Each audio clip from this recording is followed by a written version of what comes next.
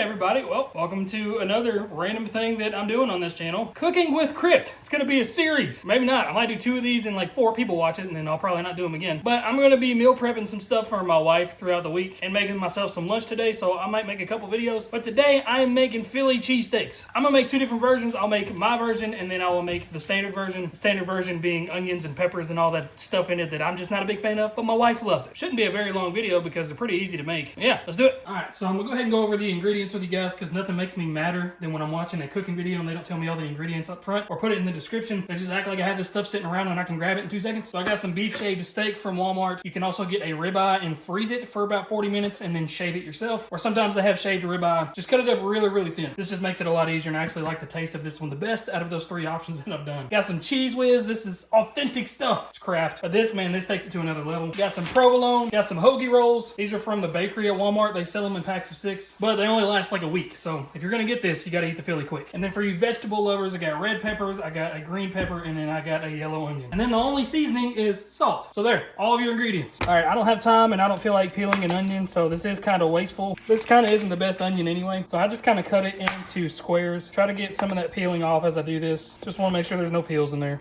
That looks pretty good. Pop her in the onion chopper. I like to kind of cut these into little bits. Makes it a little easier on the onion chopper. But if you're on the fence about getting an onion chopper for whatever reason, get off of that fence. This makes my life so much easier. I used to chop these by hand and dice them by hand the old way, and it would take me 10 minutes to cut up vegetables. And then it keeps it in a bowl down here for you. Up next, we'll just go ahead and cut off this green pepper. You cut off the ends, get as close to the ends as you can, and you'll get down in there and kind of cut off these stems. Really hollow out this pepper. Flip it over, do the same thing. Hollow out the ends, and it'll plop right out. You throw that away. And just kind of do the same thing. I cut it up into little pieces, make it a little bit easier on the onion chopper, and then we'll do the same thing with the red pepper. Plop her in there. And now you got some diced peppers, diced onions, all those vegetables that people like to put in their Phillies that I don't particularly care for. And now we're done chopping vegetables. Took 2 minutes. All right, now we're gonna get our pan, and I like to put it on medium high.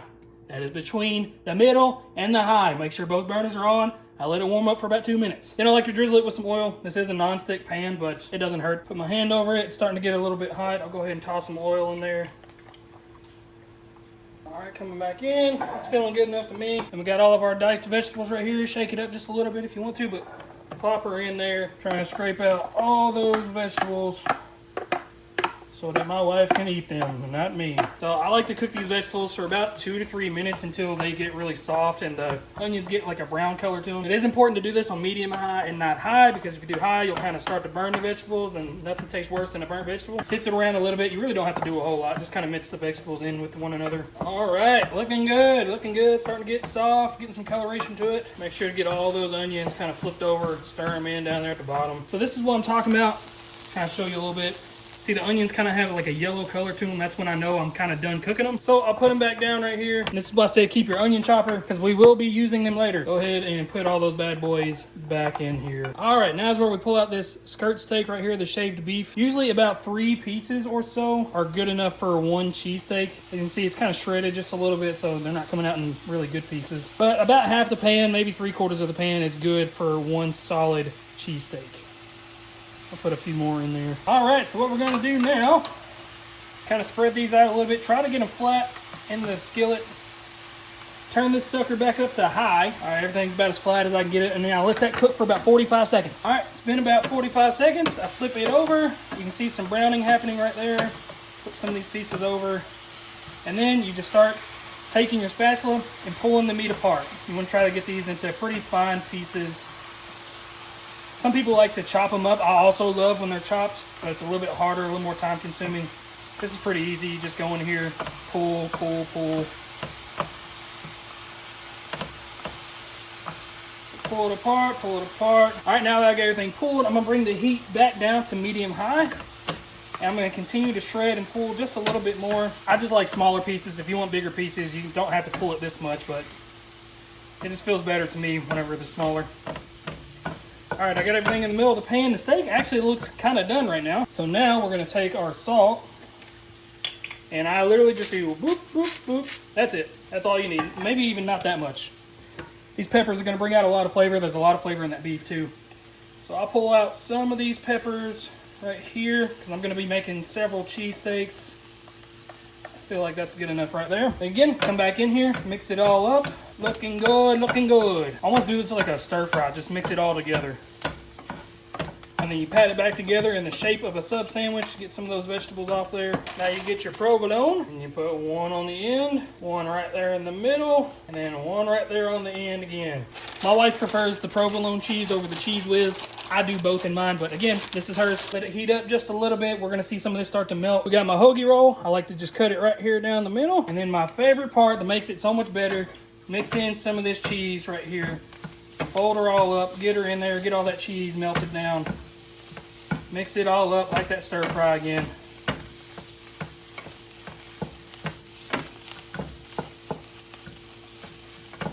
All right, and she is ready to go. Now you just bring her over to the edge of the pan, makes it the perfect size, and then the transfer. Bam, bada bing, boom. Fold her up nice in there, and that right there is the Leah Philly. Got red peppers, green peppers, onions, cheese melted in with the steak. And I'm not gonna lie, it looks fire. But now it's time to show you my Philly. All right, starting off with a fresh pan, we're gonna go back to medium high. Gonna pour some oil on there. Again, kind of wet that surface a little bit. All right, same thing, we're gonna go back in, and usually about enough steak to fill up the pan 3/4 of the way. It is a solid cheesesteak. All right, that's more than enough for me right there. I got a little bit extra. I'll make a couple more for Leah. Time to show you guys my Philly. So everything is pretty much the same as this one. You just flatten it all out as best as you can. Let it cook for about 45 seconds. All right, been about 45 seconds. Flip her over. They started to brown just a little bit, which is perfect. Once it's all flipped over, I just start shredding away. Shred, shred, shred. I like smaller pieces, so I shred a lot. And all stoves are different. All pans cook differently. If you see that it's starting to brown too much, just turn your heat down. All right, I got her all shredded up. I'm letting her cook in there. So I'll give you a close-up. You can see I've got some browning in there, but I've also got some that are still kind of gray. I want to cook those just a little longer. Here's where I hit it with the salt. Boop, boop, boop. Just enough to cover. Too much salt will dry the meat out. Now's where we come in with the good stuff. The Cheese Whiz. I like to get about 3 big old heaping spoonfuls. Plop her right down in there. There's 1. There is 2. Try to plop it on the steak if you can. And there is about 3 right there. There we go. That's good enough for me. Now, same thing that we did with the provolone. You start mixing this bad boy in there. Just mix up the entire thing. Ooh, that smells good. You're gonna mix it till you can feel that cheese start to melt a little bit.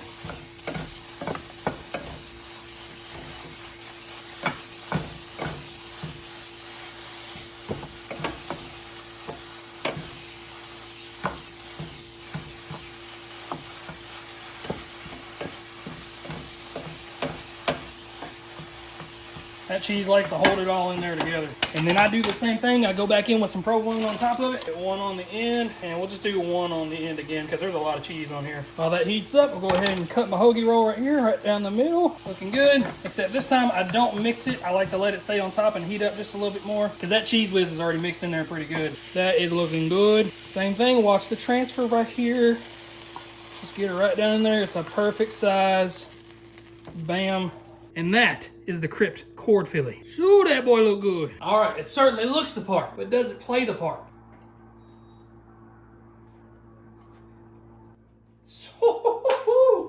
I'm not a big fan of eating on camera, but good God almighty, this is one of the best Phillies that I've ever had. And I've been to Philly and had Phillies.